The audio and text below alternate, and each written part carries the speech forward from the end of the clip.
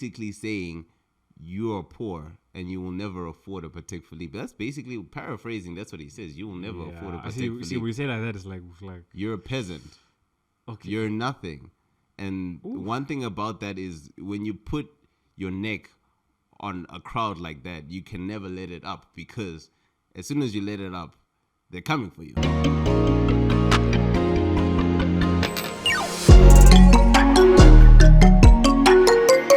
Hello everyone, and welcome back to The Dial. Yes, sir. Good to see you. Elephant in the room. Yeah, a new room. Yeah. We're in a new... Bigger room. More spacious room. Yeah, I mean, if you guys can see what we're looking at. Yeah, it's cool. This is really cool. Leveling up, yeah? Yeah, we're leveling up. Yeah. You know, new backdrop. Hope you guys like it. Let us know what you guys think. Yeah. Yeah, but we're in a new studio and same old dial, just different place. Background, yeah. Different place, but it's we're excited and it's really nice. We hope you guys like it. I know you will. Comment below what you think about the new setup. Space, yeah. You know, we're like we promised you guys. You know, new things are coming, so we're always trying to elevate. And fortunately, that also comes with a new space. So here it is. Yeah, really, really cool. But I mean, enough about where we're at. Yeah, we need to talk. Happened, guys. Patek Philippe. We need to talk. Listen, Patek Philippe. Wind Up Watch Fair. I mean, Milano Fashion Week happened. Dubai Watch Week happened. Yeah. Bunch of new releases. Our friends even released something new out of the blue. Yeah. So a lot has happened. A lot has happened. So as you know, you guys have probably heard a bit by now. The Patek Philippe has released a new line called the Cubitus. Now, the whole point of the Cubitus in terms of where it sits with Patek's lineup was it wants to be the introductory watch to the Nautiluses, to Patek's entire line. So it's basically like the baby, like the way to introduce customers to the Cubitus.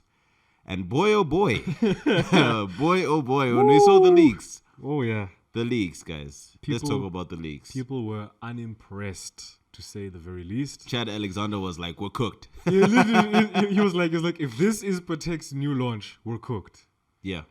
And less than a week later, Patek was like, here's the Cubitus, ladies and gentlemen. Enjoy. And everyone's like, yeah. Because I honestly didn't want to believe it at first. So I was like, oh, it's leaks. And then Patek... like, I remember on the group, you were like, hey guys, this is what they're saying. Yeah. But it's probably not true. It's a leak.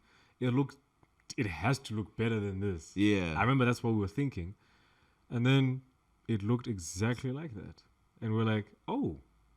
No, the disappointment wasn't measurable. Well, certainly for myself, yeah. Yeah, I mean, and then, the memes that came out. I mean, comparing it to a classic G-Shock. A Dumont. They said it's the off-brand Dumont. Yeah, they're like, wow, like, our Patek, I mean, you could have made it less obvious. Like, people were just basically clowning them, to be honest. Wild. I mean, so wild. The CEO had a few things to say about it. Actually, yes. Before I even ask you about that, I have a question to ask you. Yeah. Is it panic stations for Patek Philippe in terms of this Cubitus? Should they panic right now? No. I don't think so at all, actually. I know a lot of you might think I'd say yes. But actually, no. Why? Because Patek Philippe have such a grip on the industry that I think they would have to create something actually, like, unequivocally every expert would say bad. That's the only thing I can imagine where people would be like, okay, no, this is not Patek Philippe. This is bad. I don't see the Cubitus as that. I think the fact of the face and then just how it looks aesthetically, people are just like, because we're used to, I mean, the intricacies of like your Grandmaster Chimes, your Genta designed Nautilus, right? You look at that, you're like, and it's such a household, you know. I mean, I know people were saying, even the comments were like, can we hologram Gerald Genta? Like, can we hologram him back? Dig him from his grave. Yeah, can he just do one more Patek? Yeah. But obviously, no. So it's a case of they have to do something different. I mean, it's their first launch in the past 25 years. Yeah. Right? First new collection in 25 years. I think we all expected something grandiose, something like 25 years later. Yeah. This is Patek, and it's like, oh damn! No wonder the Holy Trinity, no wonder the number one, right? Yeah. But I think, I think the panic stations come from us. I don't think Patek is worried. Yeah. I don't think so. They already knew that they were positioning it as the entry level sort of model, I guess. Yes. Across the board, I'm entry level introduction to Patek. Yeah, Patek. You get the Cubitus, and then you move on Nautiluses, etc., etc. Yeah. So I don't think from a business side, I don't think they're worried. I mean, we saw off air right now there are 84 Cubituses on Chrono 24. Yeah, talk to me about that, because that's not a good sign, right? I mean, that's not a good sign. I don't know if people are already selling their Cubituses like nicely. The prices we saw ranged anywhere from your 2.4 millions to 3.8 million. Yeah. Right now on Chrono, the fact that there are 84, and ironically, when we checked there were 83, I refreshed. There was a new one that came on the market. On the market, green dial. Yes. The green dial stainless steel, and then of course there's the blue with the blue face, and then the gold. So and the prices they spiked it up. They spiked it. I believe it was $40,000. 40,000. Yeah, so it's 41,000 for the green dial. For the green dial, and then it got pushed. So that's retail. Yeah. And then for the aftermarket or in the secondary market, it's now going for around 190,000. I mean, so they have to make profit out of this, and I think they probably realize that, no, this Cubitus isn't selling well. That's why I'm gonna make it really expensive, because I need to make a profit off of this. Yeah. So I don't. So again, of course, the price tells you something about a product. Yeah. But is it actually selling? Right. That's obviously a factor we have to consider. Yeah. That's the question. Is it actually selling? Right. Now, I haven't seen many people with it apart from that Wahlberg video. And Zlatan, I've seen him with it. So those are probably ambassadors, right? I don't know. But I know Mark Wahlberg is. Yeah. But I don't know about Zlatan. But regardless, I think, I don't think they're panicking. I think they didn't expect the outrage. I'll be honest. I'll be surprised if they expected it. I genuinely thought they cooked. They genuinely thought they cooked. Because they genuinely thought, no, guys, this is it. We're Patek. 25 years later, we're coming up with something new, and people are like, "What is this?" Yeah, I thought this is Patek. Yeah, you're not a micro brand.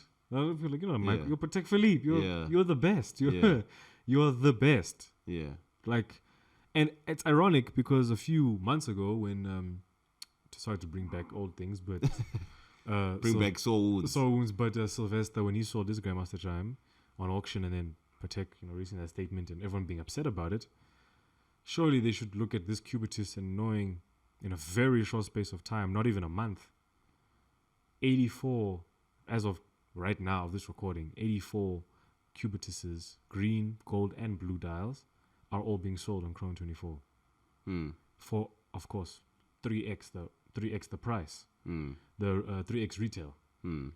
That's not a good sign. It's not. I don't think it's a good sign. I mean, contrast, ironically, hi AP, the AP, the Royal Oak, the Forged Carbon. Yes. That nice video we saw with, shout out Austin to Chu and Zlatan, right? And Horoloop, shout out to everybody. I looked at that AP and I'm like, okay, now we're talking. Credit where credit now is this due. is that AP Forged Carbon is really nice. Incredible. And of course AP, they patent the Forged Carbon. Their concept line, whenever they make a concept, it's incredible. And then actually to see it on wrist, you're like, ooh, this is really nice. So on contrast to that, and you won't see 12 on Chrono. You won't. You just won't. No, you won't see a Forged Carbon. Yeah, you just won't see a Forged Carbon around. So the Cubitus, I think people are seeing it as a cash grab now. It's okay because it's new. Maybe people are not really into the industry, just see a new Patek and they want it, which is totally fine. And even Or if they can't get the Nautilus right now, and then Patek is now selling that Cubitus right? And in hopes that they will reach that Nautilus level. And it might get to a point where you can't even get a Nautilus without getting a Cubitus now. Yeah, which is one question I asked you. Yeah. Yeah. Do you see a day where Patek says no, you have to get the Cubitus in order for us to put your name down for Nautilus? I think that's the plan. I'm just speculating. I don't. Yeah, I mean, I don't know, but let me say I hope not. I hope not. Just out of the Nautilus is such a cult, has such a cult following. Like a Nautilus is seen as that you've reached the upper echelon of life almost. Right? Yeah. Of success and money and stuff. So I really hope not. I don't think even if they did that would change anything, to be honest with you. But yeah, man, I don't think, HQ Patek in Switzerland, like in the boardroom, I don't think they're like, oh my goodness, this has gone terribly wrong. I think they're more like, damn, okay, we didn't think it would be this. I don't think it'd be that mad about it, but it's Patek, man. I don't think they're in full panic stations. I don't think that's the case. But personally, I don't like it. Okay. Personally, I don't like the design. I don't like the watch. Yeah. I mean, there are a bunch load of watches that are just look way just get better. a Santos Dumont for like half the price. I mean, you might as well even get. I mean, I was gonna say get a G-Shock. Might as well, because it's like, what are we doing? But I mean, the fact that retail 40, now it's off the market 3-4x, already 84 on sale, from what we've seen 2.1 to about 3.8 million rand, that is on Chrono 24. I don't see it as a. I don't think it was as successful as they hoped it to be. Yeah, but we'll have to see. Maybe they'll release like how much they sold. I don't know if AP's. Patek is a public company where they like release. No, I don't think they do that. They don't release those sales. But No. I honestly, like, I agree with you. For me, I would say it's. I wouldn't say it's panic stations, but I would say that they went in the wrong direction. You think so? Yeah, I really do. And that is a perfect segue to what the president of Patek says. What did he say? Now, so basically, he brushed it off, brushed off the criticism, and that goes to a point where where you're saying at Patek HQ, I don't think they're stressing. Yeah, I think they're just like Yeah, so basically, he brushed off the criticism, and I don't think he is acknowledging that it went badly. It's kind of like somebody that's in denial that it went badly. So he says that do you have the quote? Yeah. Okay. What do you say? So he says he brushed off the criticism of the new Cubitus collection, labeling social media critics as haters who will never own a Patek watch and never will.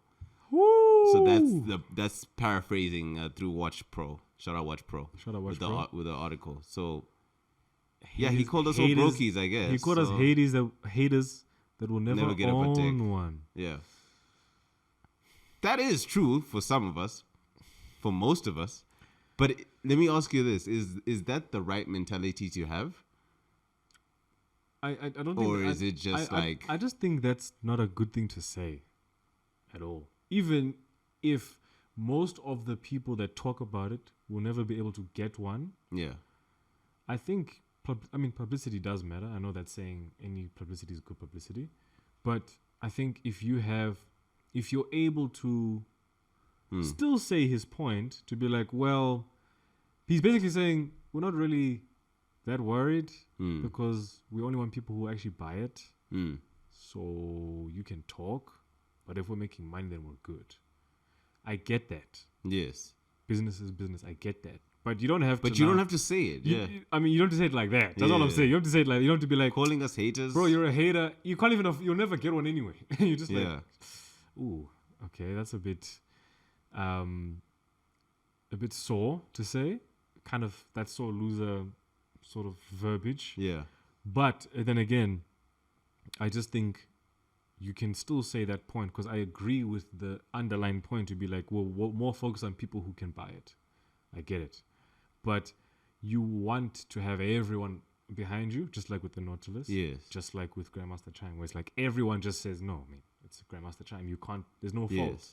right? Sort of sentiment. So I think they're just going to have to deal with bad, inverted commas, publicity for some time. Yeah. So, especially with that comment. yeah. No, for me, that's the wrong mentality to have. Yeah, I completely disagree with what he says. I think he's insulting us. He's insulting our intelligence. Yeah. He's basically saying you'll never know real taste. And, you know, it may be true that some of us will never afford a Patek Philippe, but good point. One thing they need to remember is that people have such an influence. Normal folk who just like watches have such an influence on whether a watch does good or a watch does badly. Mm-hmm. And that's probably maybe one of the reasons why there's 84 chrono 24s right now. Right now on chrono, yeah. Because people can drive up a price, even if they can't afford something. Of course. But if you get the crowd on your side, at least when you do something wrong, the crowd will kind of give you some slack. If Patek drop another flop, yeah, people are gonna go back to that. Yeah, to be like, oh well, you do. Well, yeah, well, like this, oh well, no, this is oh what we you haters do. now. This is what you do now, and Yeah, they're that's gonna what give you you do. more stick as well. Okay. So people will remember that, and you know they say the internet doesn't forget. And all Never, those kind boy. of, it never forgets. So Never. I don't think it's the correct mentality to have at all. Do you think he'll regret saying that?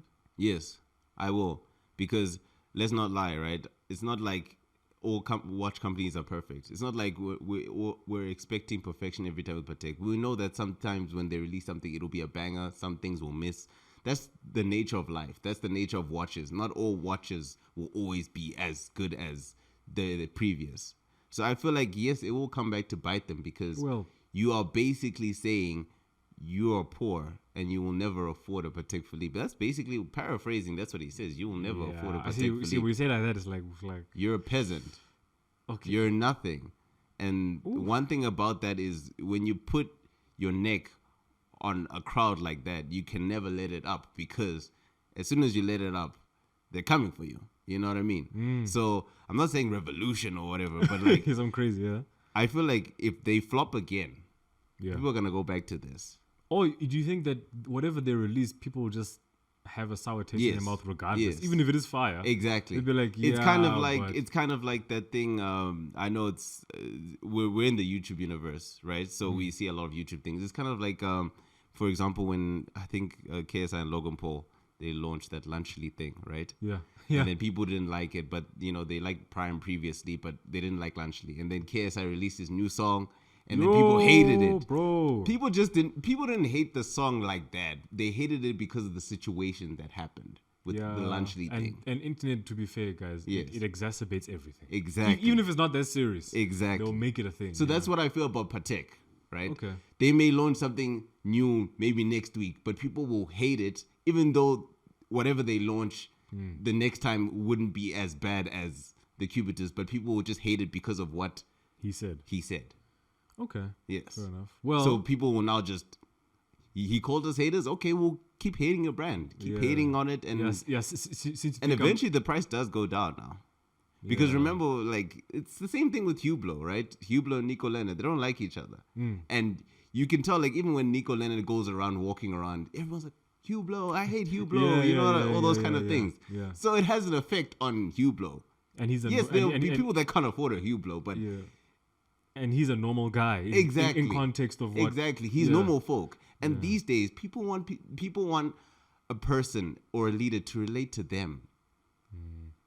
Yeah. It goes with everything. It goes with leadership. It goes with whether in an election or anything. People just want people that can relate to them. People don't want somebody that says you're poor. Big or small. Yeah. You want someone to relate to someone that's like a normal folk. So it will affect the crowd and the people that don't like it. And watch experts that can afford the Cubitus said they don't like it either. So imagine if you don't have the experts on your side, you don't have the gray market on your side, who do you have then? You know what I mean? I'm not saying that they're going to go down because of this, but there will be some hate for a while. Yeah. For a long while. And that is very poor from him. And I hope he changes his mentality, because that's not humble at all. I feel like everyone's voices need to be heard.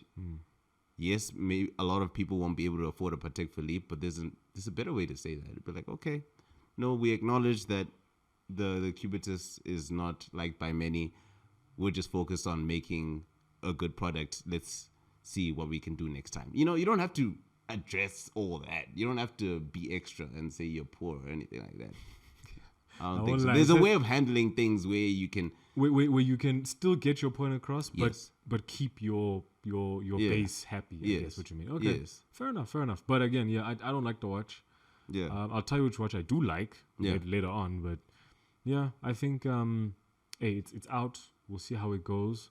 But I think that it's a big lesson for Patek, just from a marketing perspective, from like, you know, I mean, even when that video, when Mark Wahlberg shows like, oh, going to the sun, it's like, oh, hold on, let me take off my Cubitus. It felt forced. Right? And I have to take off my Cubitus. My like, Cubitus, and he shows it. It's like, okay, the comments were like, damn. One comment, I'm paraphrasing, says something like, yikes, Mark. They got him. He's like, yikes, Mark, and like the face is like this, like And then like another meme where someone was like, what happens when a Cartier and a G-Shock have a baby? Cubitus. And it's like Cubitus. and then it's like a Cartier is like under, it's like, and it's like I disown you, and it's like throws him out into the world. Like, yeah. And I was like, damn, people objectively really don't like it. People really don't like it. Ugly watch. People don't like it. But look, listen. Yeah. For those of you who have a Cubitus, some of you do. Yeah. Let us know what you think about it. Let us know in the community if it's actually a good watch. We'd like to know, because we actually also, shameless plug, wrote an article. Yes. On it on our LinkedIn. Check it out. Yeah. Check it out on the Dial News. Dialed in. Yeah. We wrote an article about the new Cubitus when it came out, so you guys can have a look at it and let us know what you think. And let us know what you think about the Patek Cubitus, just in general. Yeah. How do you feel about it? Apart from like, okay, we know we're gonna get some funny comments stuff, but like genuinely, like, what do you guys actually think about it? So we can have a conversation around it. This is a few weeks since it came out, but we know that it's still topic of discussion. So. Yeah, we just want to bring it up, but yeah. Okay, and then speaking of releasing, there's those. Let's talk about fairs. You have, I believe, you have something you want to talk about in terms of watch fairs. Yes. So, you guys know how much we love microbrands. Yes. On the channel, microbrands are the future. All the future of watchmaking, hands down. We know it. Yes, respect the Trinity, respect the old old guard. Yeah. But hey, the new boys are in now. Yeah. And the girls as well, yes, are in. Yes. The girls, listen, I'll talk about you just now. Yeah. But the watch fairs, like Dubai Watch Week happened, Milano Watch Week happened, Wind Up Watch Fair happened, New York, the Watch Pro Live as well, I believe is happening, GPHG. Yes. If you haven't watched that video, we told you guys about it. Watch it, yeah. Probably by the time this comes out, GPHG probably would have happened. Yeah. So let's hope for the best. Parmigiani, Fleury, our friends, as well as Venezianico as well, from Italy.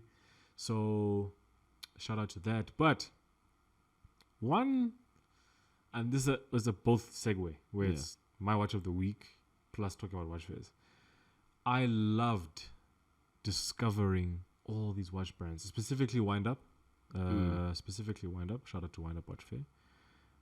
Their assortment of brands that exhibited. I mean, brands like, Christopher Ward, Venezianico as well, Bussy, Paris, spoke about them, Boulder. I mean, it's just so amazing. It's almost like I was a virtual kid in a candy store. I was just like, okay, what about this brand? And AV8, like AV-8. 8, yes. And it's like, oh, okay. And then Atelier Wen and this and this. And I'm like, shout out Atelier Wen. And I'm like, yo, like, it's just a kid at a candy store. I'm like, I was so happy just seeing all these new brands. New as in, to me, brands I never heard of. It's just incredible. And I think I want to get your opinion. Do you think there are enough of these watch fairs? Now, there's a lot of smaller ones. that occur throughout the year and stuff, different places, of course. Some of them are just local. But do you think, especially here, bring it home? Yeah. We don't have that. We don't have that, especially to that extent where you can have, watch brands from 16 different countries in one place. Free entry as well, in case you didn't know. Wind Up Watch Fairs was free, open to the public. And people were showcasing them. I mean, even Oris was there. Oris was there. TIMEX was there, I believe. TIMEX was also there. So a lot of even well-experienced brands were there, because you get to the people. Right? Yeah. To our point, you get to the people, and people get to see you, and they learn about you and they understand you. How do you feel about partially the fact that we don't have that here yet, and how it's so well done, how these watch fairs are so well put together, and how much it does for smaller brands, because of course not only the watch fair will promote you on their page, but I guess it's a sense of pride. You're like, oh, we're at Wind Up Watch Fair. Oh, so, you're somebody. Kudoku from Japan. I mean, many people don't know who that is. Yeah. They make excellent watches. Such excellent quality watches. Beneron. Yes, that's the one. Right, Beneron as well. It's just incredible. But what do you think about Blur? Yeah, Blur. I mean the Blur, the Segunda with the two sort of round. Yes. And then the floating seconds. The Seconde. Yeah, Seconde. Français, I believe. Seconde Français, I think is what it's called. Yeah. With the blue hands. Yeah. How do you feel about us needing something like this here, especially for the local brands like Adaima, like Ngari timepieces, like all Yankho these other timepieces, all these other brands, Nako. I mean, even what's this other brand? Island watches. Why don't we have these here? And how do you feel about these events that happen regularly, but especially the month of, as we know, about April, August, October, November, where I guess all of these watch brands and all these watch fairs are out and about. I feel like watch fairs, especially in your northern hemispheres, I feel like there are enough watch fairs that showcase micro brands, and it encourages a lot of people to veer off from your traditional known brands and try out something different, because sometimes those micro brands are doing it way different than any traditional watchmaker. That's in the northern hemisphere. In the southern hemisphere, I feel like we barely have anything, and that's purely because of interest in watches. And I think that's one reason why we even started this channel, to garner that interest and to kind of drive that kind of conversation to that point where we're discussing it today. Like, why don't we have those kind of things? Like, why don't we have our own Wind Up Watch Fair South Africa, or why don't we have a South African Watch Week? So I don't feel like we have that for us here because of interest and the demand for watches. But then maybe not from a micro brand perspective, but the big brand, they're here in numbers. Yes. I mean Rolex, Patek, Omega. Yes. Breitling, Tudor. Yes, but that's like few people can afford that. Exactly, so I don't think they can afford to make a watch fair when only like a select few in South Africa can afford that. Like I'm sure it's less than a Longines. I'm sure less than 1,000 people can really say they own a Nautilus. Especially in a place like Africa and South Africa. Yeah, good point. It wouldn't make sense for them to now have a watch fair only for a select few. Only when you know that, let's say we create a watch fair, right, and 1,000 people come, we know that at least maybe 5 people who can actually afford the watch can do it. They don't make a profit. They lose, right? They lose profit because, the watch fair, you have to hire a venue and all that. So I don't think it'll make sense for big brands. But for micro brands, I don't see a reason why they're Isn't. not looking at Africa as a way to expand, because As a market, micro brands, one thing that they bring is they bring the same quality, almost the same quality as the big brands, If not better in some cases. if not better. Let's be honest. And some of them they use the same factory. Yeah. And that goes especially it goes deep into consumer studies, because now what exactly are you buying? Are you buying the name of the brand, or are you buying the actual quality of the Craftsmanship, brand? behind So it, some of these manufacturers may use the same like houses as other watch brands, but because it's a because it's a Rolex or because it's a Patek Philippe, it's more like 100,000. Meanwhile, I use the same house, but my watches are more like 1,000 euros or something, or like 10,000 rand or something like that. I see what you mean. So I feel like for here, I don't know why they're not looking here, but I think eventually they will. And I mean, but they're taking. Okay, they're taking forever. Like They are honestly, taking and forever. we're not just saying it because Yeah. it's us, but genuinely they're taking forever. Yeah. It's taking too long, because why can we not harbor an industry, or even grow it from the start Yeah. of watchmaking in Africa? Yeah. I don't see anything, because I mean, again, we've spoken about a few, not all, Yeah. African watch brands. I mean, I saw recently Caveman watches from Ghana. Yeah. They had an image that, you know, that NFL football player, the guy from Ghana, he's known for his outfits, very African. Yes, I know him, but I don't know his name. I can't remember his name, but you guys know who he is. I can, you see his picture on screen. He has a Caveman watch, and then they did like a little post to say, they gifted him. Endorsement. By the way, Caveman watches, let me just comment, your packaging, Yeah. chef's kiss. Really good. Beautiful. That's an African brand. That's a Ghanaian brand. Yeah. Why are there not 10 others Yeah. in the same region at least? Not just one place, same region. Why aren't they 10 here? Why aren't they 10 in the East? And, whatever. And there's nothing stopping us from doing that. Nothing. I don't see a barrier to entry apart from there isn't someone or people attempting to cultivate a new culture and trying to build an industry. Because remember, guys, this is not just us being cool and want to talk about what we like. We're actively trying to start something here. Yeah. Because there's absolutely no reason why Japan has its own watch culture. Hong Kong, I mean, wrist check based in Hong Kong. Yeah. Southeast Asia has its own culture. Middle East has its own culture. Europe has its own culture, of course. America has its own culture. And in Africa, we're just here marveling like, oh, I can't wait until Jeje Le Croûte is here. Okay, and why do we have to wait? You know? So I encourage everyone to, bring it here. Yeah. Bring it here. Yeah, I mean, bring it here. Bring it here. You can bring it here, or we can just start it ourselves. Which is one of the things that we're doing as a platform, because we want to talk about watches, but we want to talk about African watches as well. Like why is not Africa, like we said in our Road to Switzerland episode 1, why are we not in the same table? That's all. Yeah. We don't personally, both of us, we don't see a reason why not. Why not? Yeah. But I think microbrands, definitely microbrands. Yeah. I think here would be a paradise for them. I think they would hit it off, man. Yeah.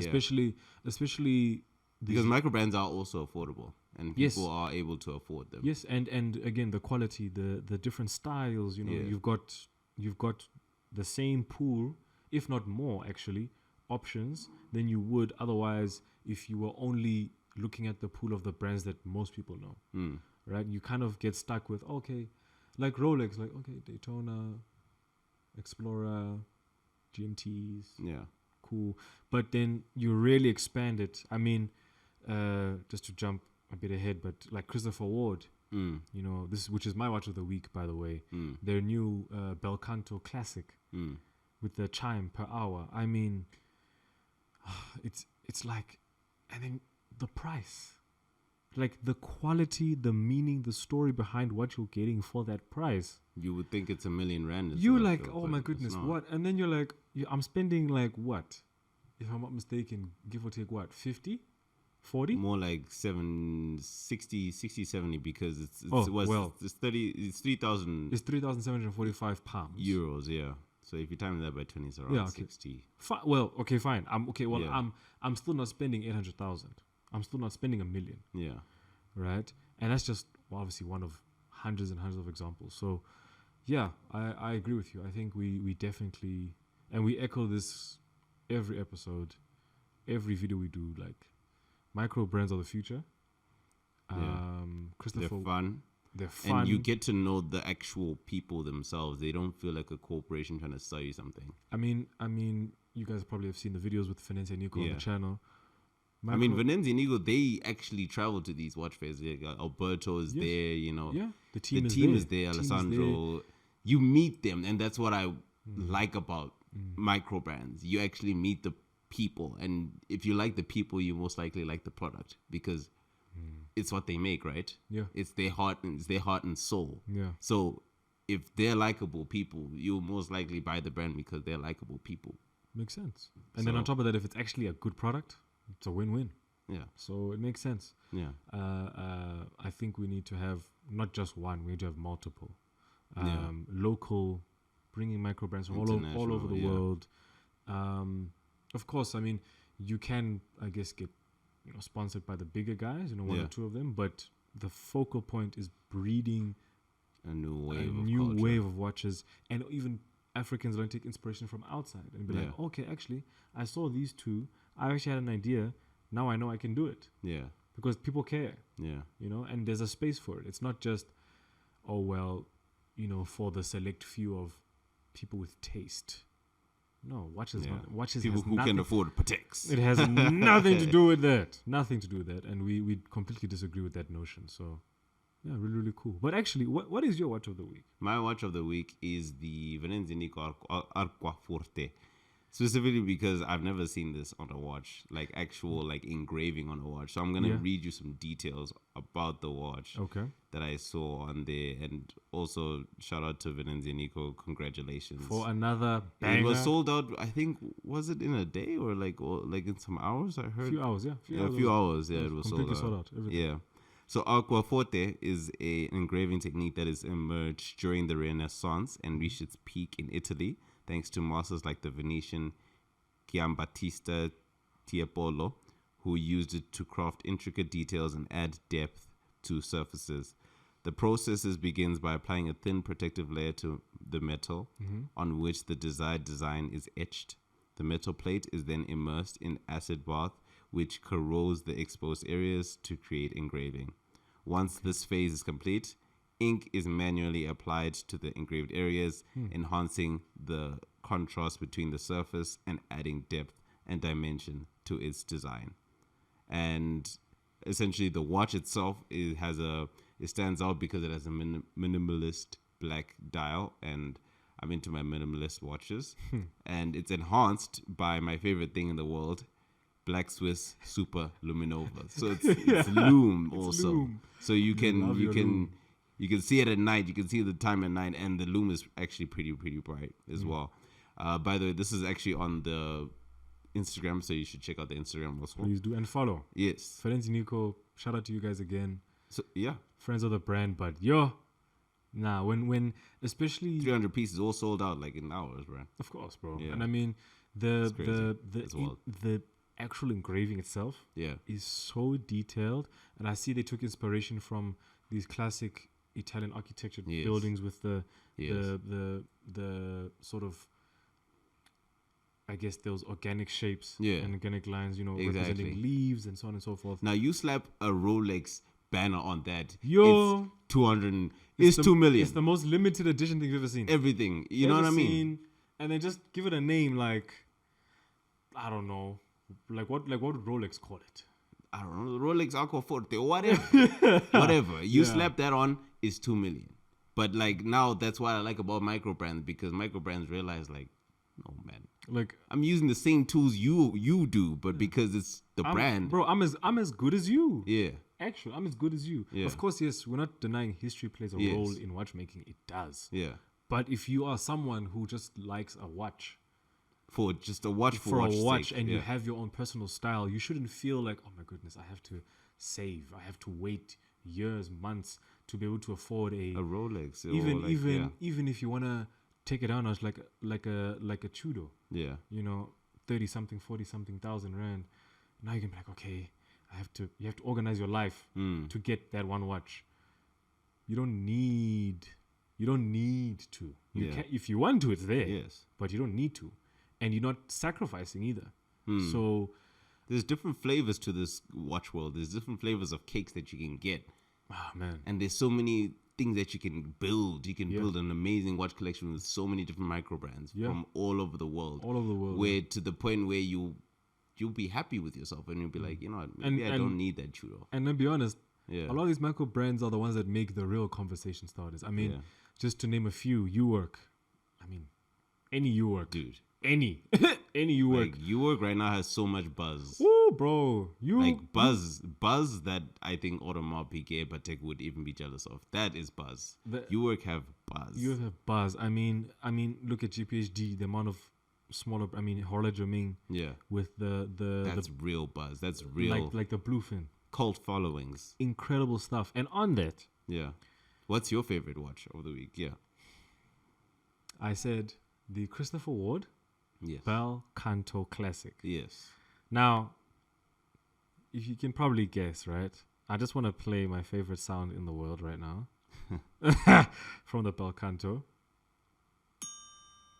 Guys. So that is the chime. It is the chime watch that goes off every hour. Okay.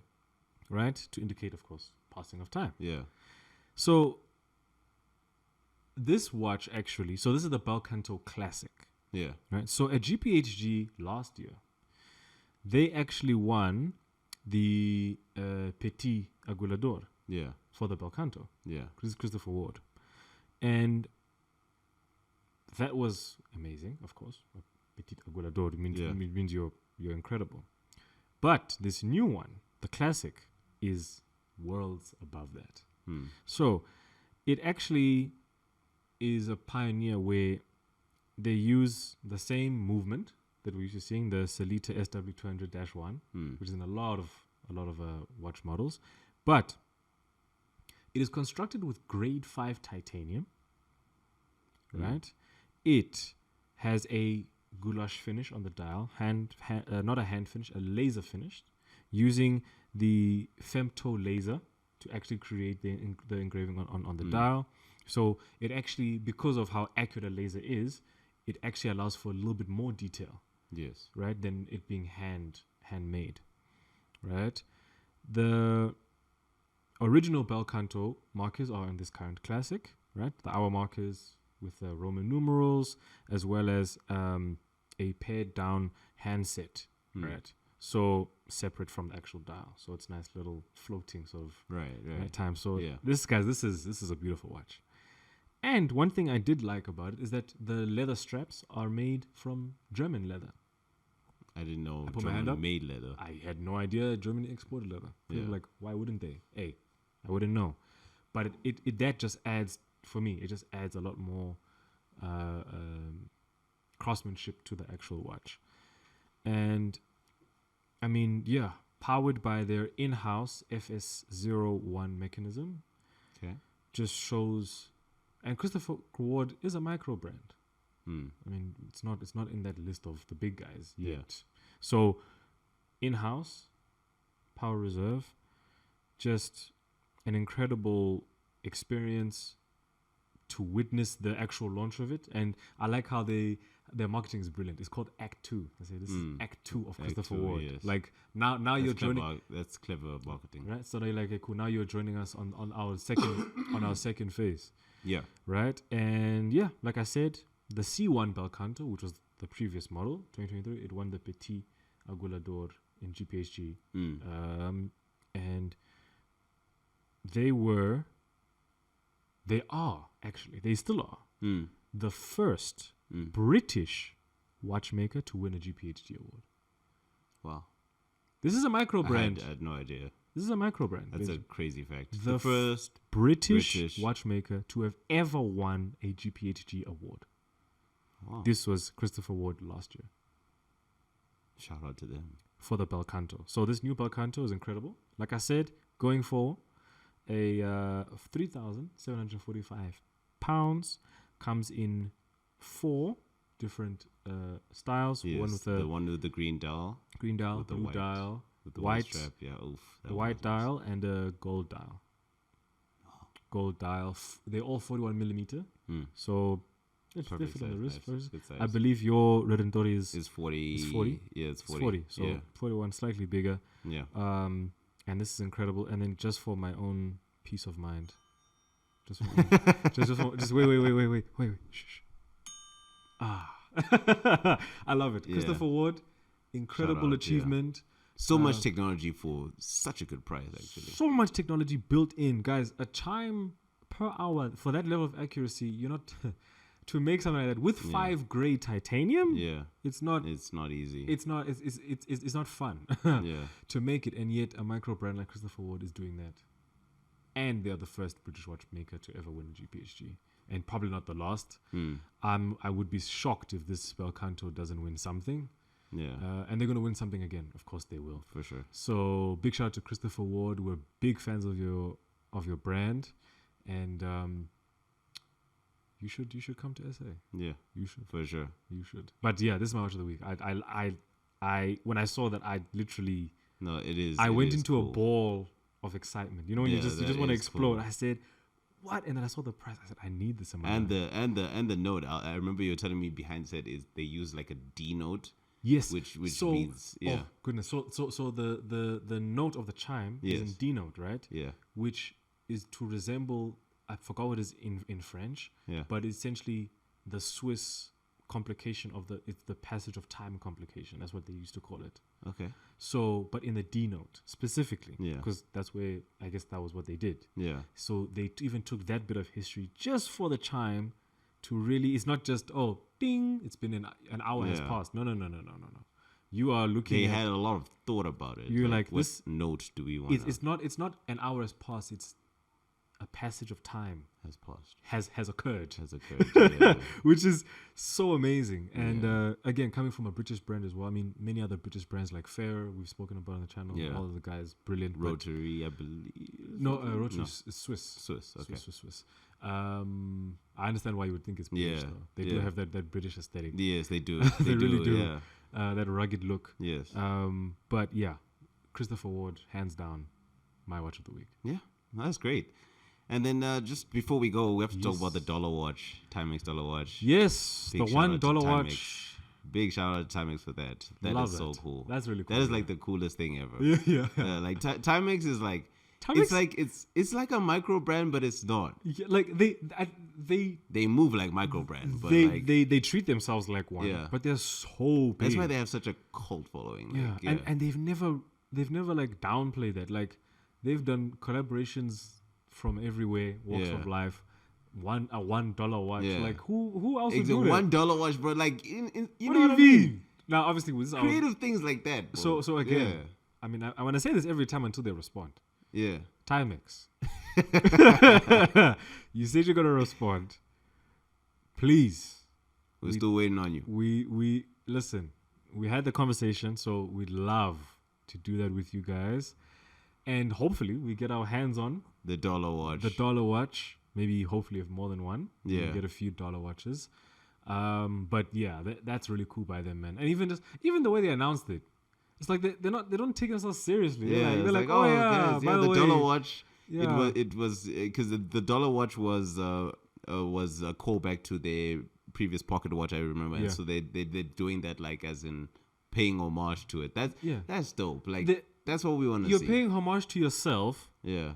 Making it such a cool way. And making it obviously incredibly affordable. Yeah. But you're literally just being like, oh yeah, by the way, soon you guys can just buy one of watches for $1. Yeah, why not? That's so cool. And you're like, you guys are cool. And then on top of that, I doubt it's not gonna be less quality. No. It's still gonna be a TIMEX. It's a TIMEX. It's gonna be a TIMEX. Yeah. So it's like what like they have nothing to lose and everything to gain. Exactly. And yet TIMEX's history is so rich. Richer than Patek's, because we're all brokies. Huh? I would never expect. See, that's why TIMEX makes sense, because TIMEX would never say such a thing. This is the title of this episode. TIMEX is better than Patek Philippe. Exactly. They have better history. They have better everything. Yeah, better Patek Philippe. Yeah, but no, shout out to Patek for that. That's really cool. And hopefully we do get our hands on a few of the dollar watches. Yeah. But thank you guys for joining us on a new this is gonna be for the foreseeable future. New set, yeah. New set. Let us know what you guys vibes, think. Yeah. Hopefully you like it. We love it here. Yes. It's Please really, like, really nice. comment, subscribe. Follow us. A lot of everywhere. things that we talked about today. We'd love to hear you, see Yeah. you guys in the comment section in terms of talking about what's next for Africa and what's next for watch fairs in Africa. What's next for Cubitus? Is Cubitus good? Do you like it? Do you dislike it? Why do Let's you talk like about it? Why do you exactly. dislike Why it? do you dislike it? Yeah. Do you agree with what the CEO said? Do you disagree? Let's talk about it, and let's talk about the dollar watch, guys. And give us more shout outs on other micro brands we need to check out on. Exactly. Because Blur was from a subscriber. Yes. He let us know. We had no idea about them. Yes. Sorry, Blur. We admit. Yeah. But you guys are our lovely community. Thank you so much for We love joining you us all. on this Yeah. episode. And never forget to Stay on the watch.